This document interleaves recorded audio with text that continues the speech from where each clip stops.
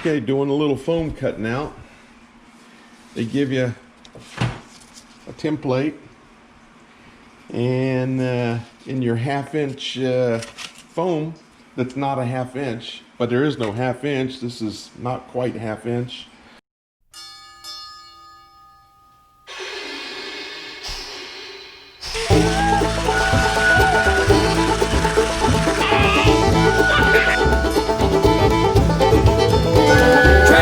Train, 16 coaches long.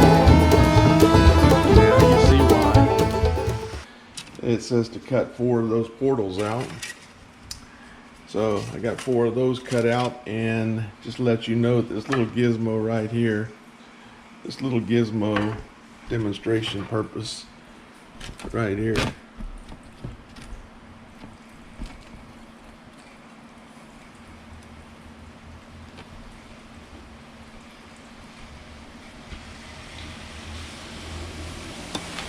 Cut. You do not want to do without one of these with the cuts you have to do. I tried. This is what you get with the razor knives right here. And this is what you get with that cutter. Now if you're steady hand, it'll be a lot smoother than that. Okay, we're gonna start working these tunnel portals. Okay, on the placing foam tunnel portals, these are the portals, but if you look at the track, those things do not match up exactly, so you got to jockey those just a little bit on the side. The bases are wider and have to butt up against the risers, and then it just kind of fits in there, you know what I mean? It's not exactly like their picture shows right here. So yeah, the bases just have to be different. No big deal, just got to make them. You have plenty of scrap. You just have to piecemeal scrap these things together. I'll show you what I did. I had to build some extensions onto the side of this because I'm going to put these real portals or ports or tunnels in here, and they needed something. I've already carved them down to 4 inches wide. They were 5, but I still needed some extra lip over here to put these things on. So some extra scrap stuff I put on the side, then I put some cloth on it to harden them up. That way if you look in the tunnels, when you look in the tunnels, at least you'll see actual rocks and tunnels. I don't like stickers or styrofoam for those. I don't know, I just noticed that some of them are like that. So I built platforms off each one of these. Did I do the best job? No, you're not gonna see any of that. It just needs to be something that can hold up these portals. And this is the tunnels. This is what came out of it. A little extra fabric on the back. And paint them up and make them look good, and see that. Look in the tunnel. Will actually look like rocks for at least back there too. We're gonna give that a whirl. Seen somebody else do it, and we're gonna give it a whirl too. Well, a little bit more on these tunnels, not tunnel ports, but I had to buy me another one, so I've been on hold here for a couple days. I bought another one of these because doing these things one at a time, I've got like 7 of them done, and they look pretty good. They look pretty good.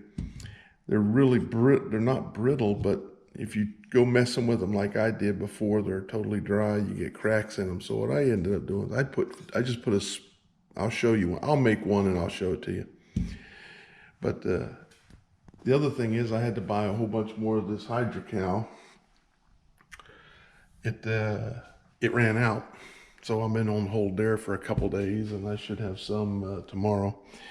So just kind of on hold, made a couple of rocks and with my scraps, and then blew some hydrocal here. I was supposed to make one of those anyway. But when I get some more hydrocal, we'll go through and I'll show you some plaster stuff. Well, I'm going to show you how to do, since I got my other form in, I got my hydrocal that showed up. So I'm going to go ahead and do 2 of these forms. I'll just do 1 of them and I'll speed some of this video up. And okay, one at a time. Doesn't really work that well for me. Here's 1 cup. I'm just going to put some in here and start stirring.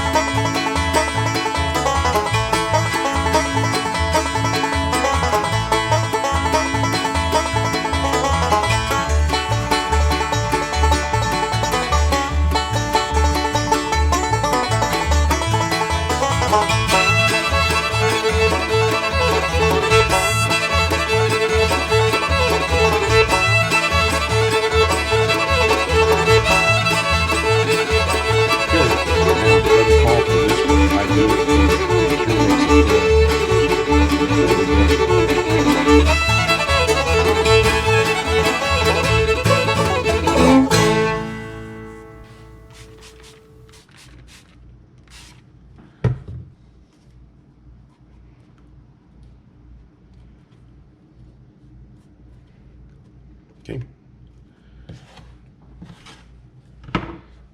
Let that one sit.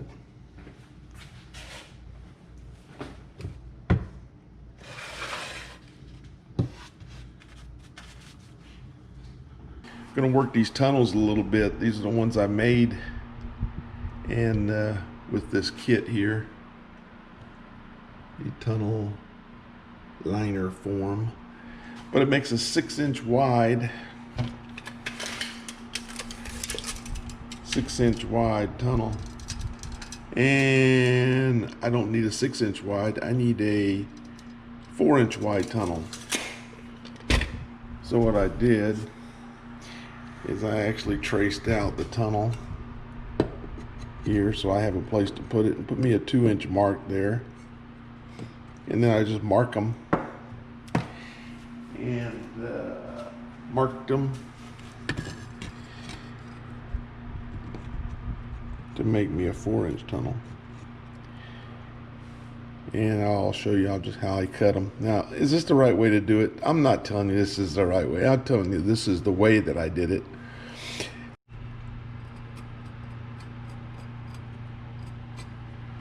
Mark that one.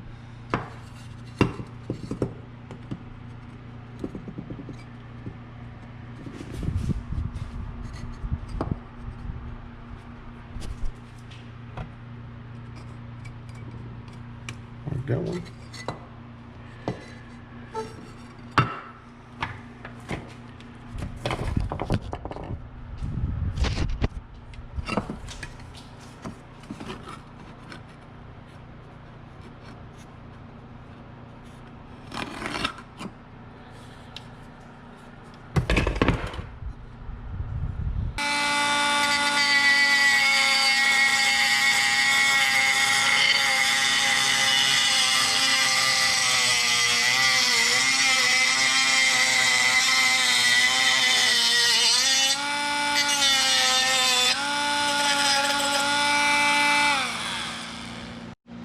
Okay, I already marked the other one.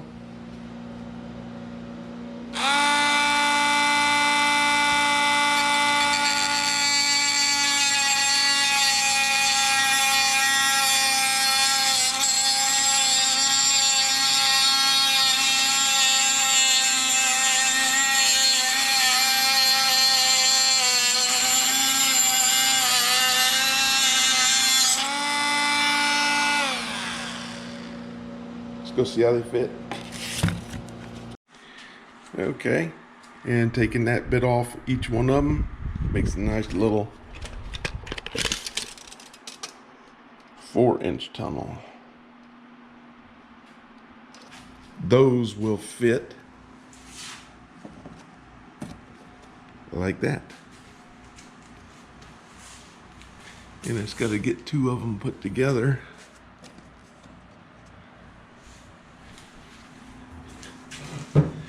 And looking at it, that's what the inside the tunnel will look like. And then I'm gonna wet these down a little bit. Bumpy side up.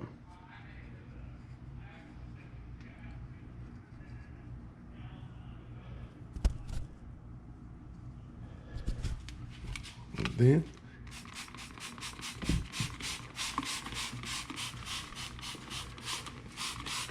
wet it down really good.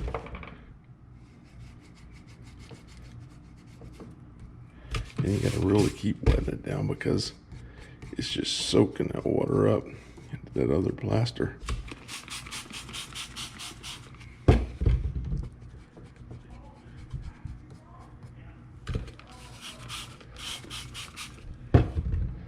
Just soaking it up. And do I need to do this? Probably not, but I'm gonna do it just to make it a little easier.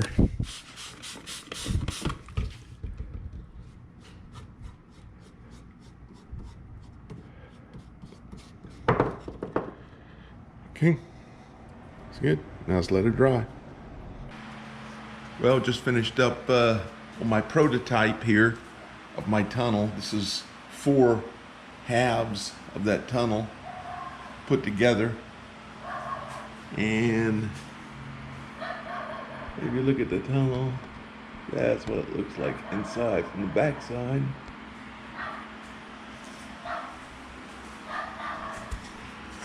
And that's what it's gonna look like going into it. So that, and you darken out the back side of it, it may look a little bit better. Got some painting to do that. And I've seen some people just do it plain black. Not gonna do that. We're gonna do it in the granite looking, not the paints, but the other colors. The burnt umber, yellow ochre, and it's that leopard spot method of getting those to actually look like rocks. But again, I think that looks pretty good going up through there. All I gotta do is 3 more sets. Well, after spending most of a day, I've got all of the tunnel liners done. Now I gotta clean them up. I've already got them marked with my little gizmo there. And gotta cut them down to size. I'll do that today. Then I'm gonna form them all together like this into these and put some cloth on them, let them dry. And then it allows me to flip them open and we'll paint them. And then I'll go put them on the set. Well, I guess I'll just show you this, but if you elect to do these tunnels, they are more work. You're gonna get a lot more work, but they're gonna look a whole lot better than these plastic tunnels just painted black. I think it'll pay off in the long run, because once this thing's done, there ain't no going back in and fixing it. But to put, these 2 are the problem children right here. And that's only because the tunnel starts in a curve. So you have to kind of miter cut, eyeball cut these. If you look, I had to put a little bit of a slant cut on this one and a little bit of a slant cut on this one. And when you put them down, then it'll make a curve for you a little bit better.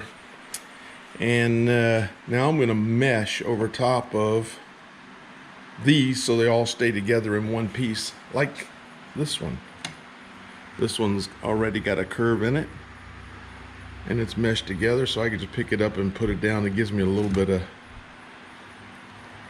a little bit of help holding these things together in place. So I'm going to go ahead and mesh that one together there.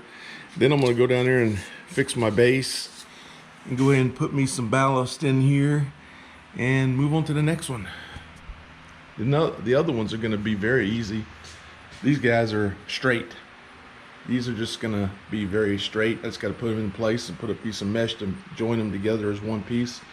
And that's going to be it on that. Then I think what we'll do after that, once I get those done, is we'll get into a little bit of painting inside those things. GoPro, stop recording. I got this one all in place. It's where I want. I'm just going to take a dry piece of this, put it right over the top.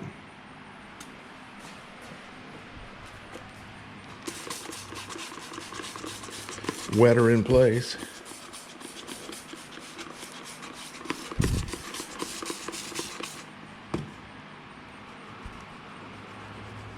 Rub it in.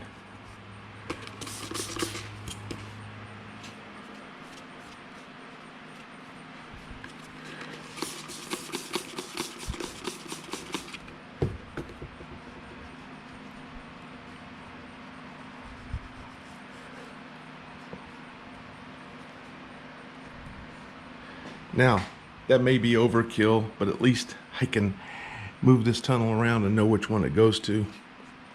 And this thing really soaks the water up to get this stuff, because it's plaster on plaster. But again, it doesn't have to be perfect.